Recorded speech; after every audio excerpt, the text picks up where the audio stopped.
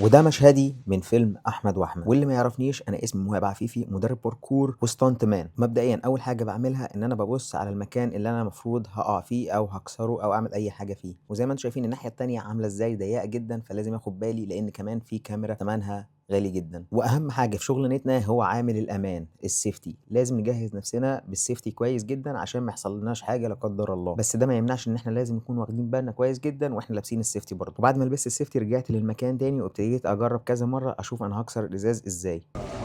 تيجي نشوف. وطبعا الفنان احمد السقا بحكم ان هو كان بيعمل الحاجات دي كتير جدا، فكان بيديني شويه ملاحظات عشان اخد بالي منها كويس.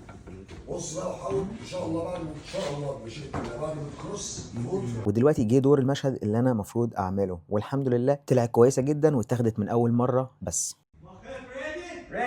ريدي بسم الله.